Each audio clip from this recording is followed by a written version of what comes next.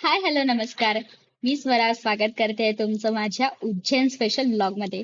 तर आता आम्ही जुनागड स्टेशनला होतो आणि जुनागड वरून आम्ही जाणार आहोत वडोदराला एक डे रेस्ट करण्यासाठी. आणि आम्ही जुनागड स्टेशनला काय होतो हे तुम्ही माझा प्रिव्हियस ब्लॉग जाऊन बघू शकता.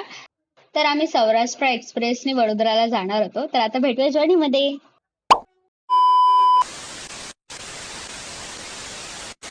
सो फायनली आता निघालो आहे महाकालसाठी. सगळे आलो बघू शकता. आता आम्ही जातो आहे वडोदराच्या स्टेशनला. तिथून सर आमची महाकालची ट्रेन आहे. ती आम्हाला पोहोचवणार आहे रात्री 2:30 वाजता. मस्त प्लॅन आहे. आम्ही आमच्या बाईकच्या खाण्याच्या हिची रूम आहे हिची बुक करते ना ही आणि आम्ही चाललो. बाय. सो आता आम्ही छायापूर स्टेशनला आलोय. आता इथून आमची उज्जैनला जाण्याची ट्रेन आहे 8 वाजता. तर अर्धे जण तिथून येतात, आम्ही इथून जातोय कारण की ह्या माणसाचे पाय झालेत बेकार खराब, म्हणजे सुजले आहेत ऑलमोस्ट. त्याच आम्ही गेलो होतो गिरनारला, ते चढून त्याची हालत अशी बेकार झाली आहे पूर्ण.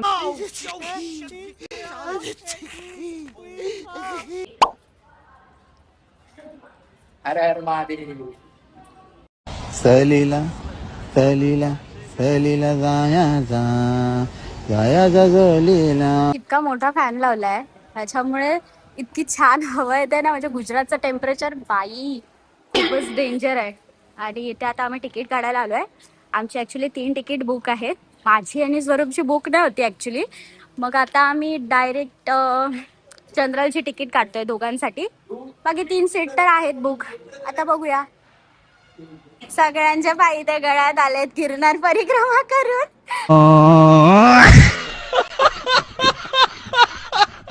आता परत सेकंड ट्रिप चालू आहे कंटिन्यू म्हटल्याबरोबर सगळ्यांना अवघड होत आहे. 1 डे रेस्ट आहे फक्त, कंटिन्यू ट्रॅव्हलिंग आहे.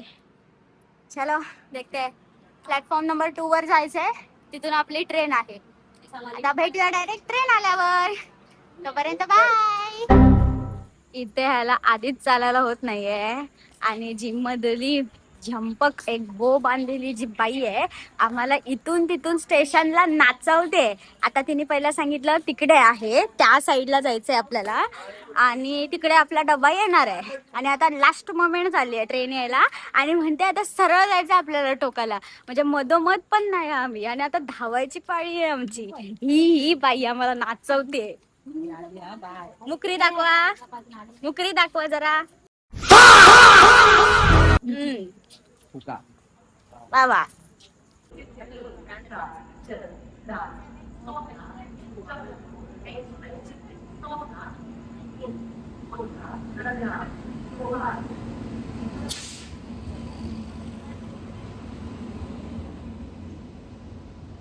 सो फायनली आम्ही आलो आतमध्ये आणि बसलोय. आता उज्जैनला भेटूया डायरेक्ट. बाय. आम्ही ट्रेन मध्ये ठरवलेलं खूप सारे मेहंदी काढून रील्स बनवूया मस्त असतात, पण ते काय पॉसिबलच झालं नाही. एक पण नाही रील बनली.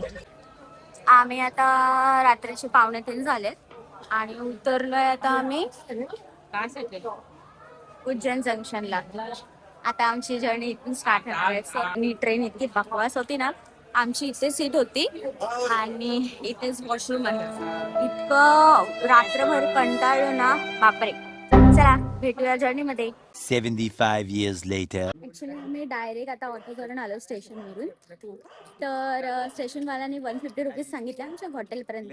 ऑलरेडी आम्ही उज्जैनमध्ये हॉटेल बुक केलं होतं. तर ऍक्च्युली तो गडबडला, त्यालाही प्रॉपर ॲड्रेस नाही भेटत होता. हॉटेलच्या नेममध्ये कन्फ्युजन होत होतं. तर आता आम्ही उज्जैनच्या गल्ल्यांमध्ये असं फिरतोय. हे एवढे सगळेजण मध्यात उतरलोय आणि आता शोधतोय. तर बघूया कधी भेटतंय हॉटेल. आता रात्रीचे 3 वाजले आणि आम्ही मध्य प्रदेश उज्जैन मध्ये फिरतोय रात्रीचे. बघूया पुढे पुढे काय होतं जर्नीमध्ये. बाय. त्या वेळाच्या मेहनतीनंतर फायनली आम्हाला आमचं हॉटेल भेटलंय. महाआरती पॅलेस करून. आता इथे थोडा वेळ रेस्ट करणार आणि सकाळीच पहाटे निघणार आम्ही दर्शनासाठी. तर भेटू. फायनली आम्ही आमच्या रूमपर्यंत आलो आहे. ॲक्च्युली गाईज प्लॅन चेंज झाला आहे. आम्ही आत्ता ताबडतोबच निघतोय. ही अशी काही आम्हाला रूम दिली त्यांनी. सो चला भेटूया आता डायरेक्ट महाकालमध्ये. तोपर्यंत बाय. हाय, आता 4:30 वाजले सकाळचे. असे काय आम्ही तयार झालोय. ही बघा. ए हा बघा कशा सगळे रेडी झालेत. आणि आई बघा आमची आई आई. तर आता आम्ही निघालोय महाकालसाठी. कालभैरवसाठी निघालोय. म्हणजे तिथली आरती मे बी आमच्या नशिबात असेल तर भेटली तर भेटेल. तर बघूया काय होतंय. चला बाय. आम्ही जस्ट महाकालच्या मंदिरच्या बाहेर आलोय आणि आमचा असा प्लॅन आहे की आम्हाला प्लीज भस्म आरती भेटू दे. आणि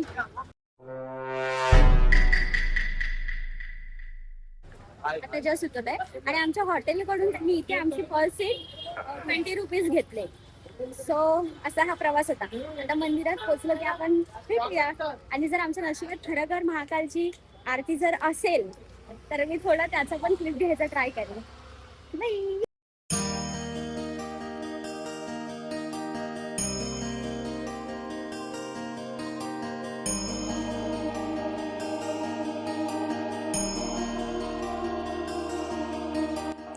इतकं सुंदर दिसतंय ना हे.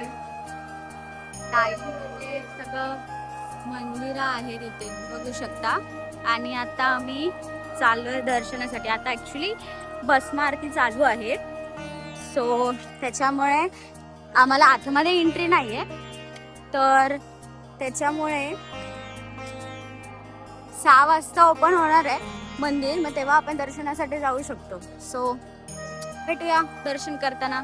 उज्जैनचे महाकाल श्री महाकालेश्वर मंदिर हे मंदिर 12 ज्योतिर्लिंगांपैकी एक आहे. पण हे मंदिर 12 ज्योतिर्लिंगांपैकी विशेष मानलं जातं कारण हे एकमात्र दक्षिणमुखी ज्योतिर्लिंग आहे. आणि दक्षिण दिशा ही मृत्यूची दिशा मानली जाते. आणि महाकाल तर स्वतःच मृत्यूचे स्वामी आहेत. ह्या कारणाने ह्यांचं मुख दक्षिणेच्या दिशेने आहे. असं मानलं जातं की महाकालच्या दर्शनानंतर तुमचा काळ बदलतो.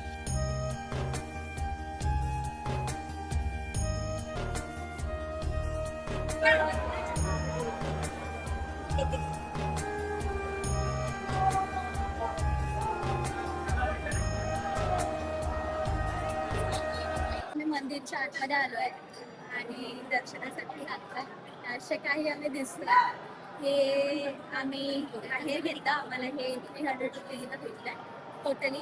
आणि तुम्ही बघू शकता पाठीची लाईन लागली आहे. खूप एक्साइटमेंट होते महाकालला भेटायची.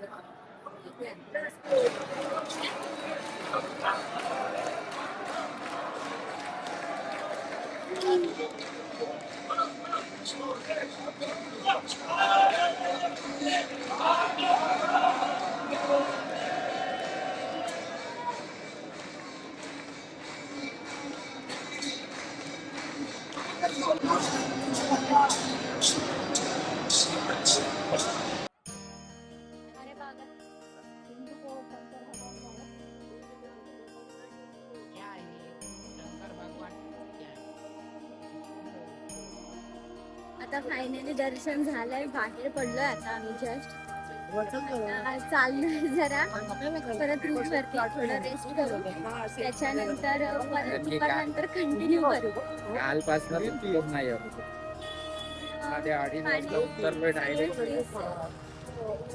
ट्रेन मधून जसं उतरलो हॉटेलला गेलो तशी आंघोळी केली वगैरे सगळं फ्रेश झालो. तयारी केली तसंच डायरेक्ट आलो. सो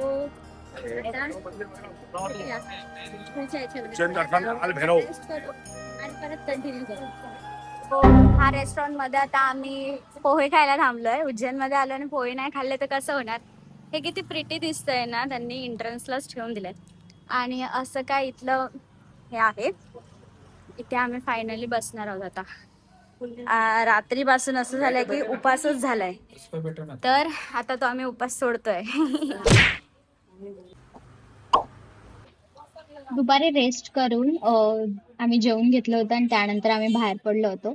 तर वाटेत जाताना हा इतका सुंदर हत्ती दिसला ना, एकदम क्यूट होता तो आणि बिचाऱ्याबद्दल इतकं वाईट वाटत होतं की एकाच जागेवर स्टेबल किती वेळ उभा होता. तुम्हालाही असं प्राण्यांना बघितल्यावर वाईट वाटतं का? तर आम्ही आलो होतो महर्षी संदीपाणी आश्रम मध्ये.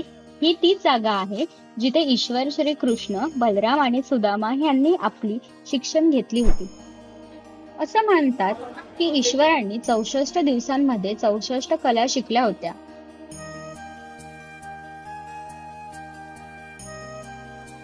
संदीपाने आश्रम जाऊन आलो, विजिट केला. आतमध्ये सगळं क्लोज होतं, काही झालं नाही. ऍक्च्युली आता आम्ही एक ऑटो बुक केली आहे, ती आम्हाला 500 मध्ये ऑलमोस्ट 7 मंदिर आहे ते कव्हर करणार आहेत.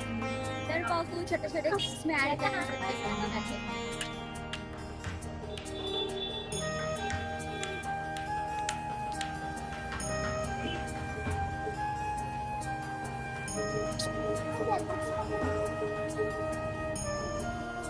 मंगलनाथ मंदिर हे मंगळ देवांचे जन्मस्थान असल्यामुळे इथे मंगळाची व ग्रहाची शांती केली जाते.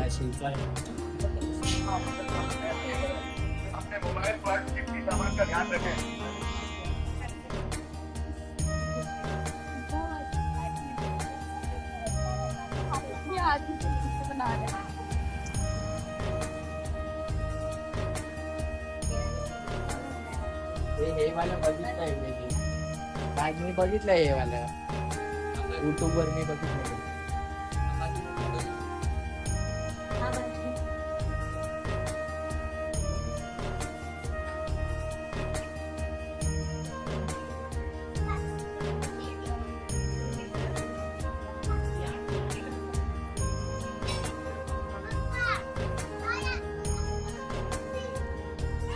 क्षिप्रा नदीच्या कडेला असलेलं हे श्री सिद्धवट मंदिर, इथे पितृशांती केली जाते.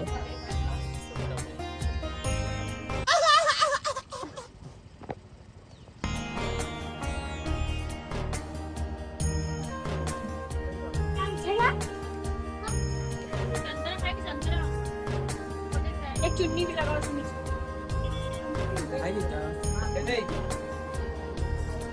शक्तिपीठ गडकालिका हे 52 शक्तिपीठापैकी देवीचे एक शक्तिपीठ आहे. असं म्हणतात की ह्या शक्तिपीठावर देवीचे ओठ पडले होते. हे मंदिर गडावर असल्या कारणाने आणि माता कालिका ह्या गडावर असल्या कारणाने मंदिराचे नाव गडकालिका असं पडले. या मंदिराची आणखीन एक इंटरेस्टिंग गोष्ट म्हणजे इथे एक स्त्री पण पुजारी आहे.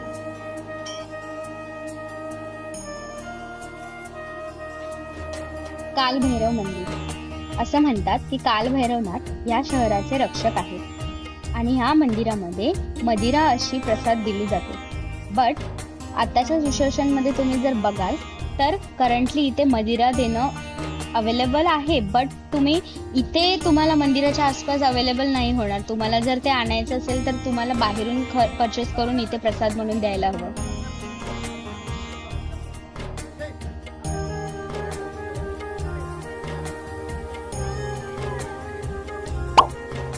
तर नंतर आम्ही आलो होतो भरतरी केव्ज बघायला.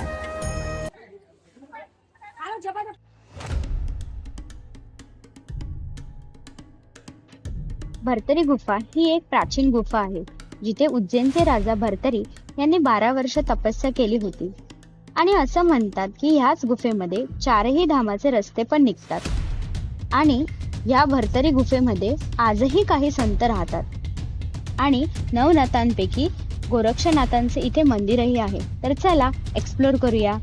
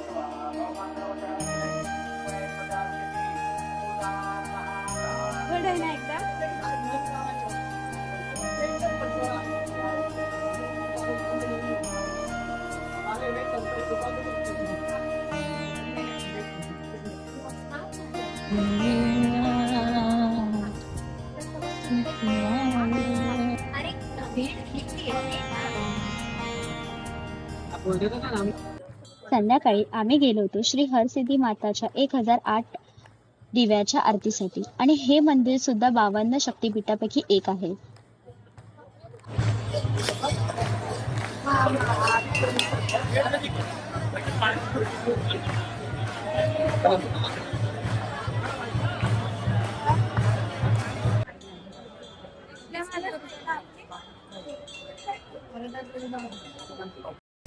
तर इथे होते आमची उज्जैनची ट्रिप कंप्लीट. आता आम्ही वडोदरा स्टेशनला आलो होतो. इथून आमची पुणे स्टेशनला ट्रेन आहे. आता भेटूया आपण नेक्स्ट ब्लॉग मध्ये. तोपर्यंत बाय.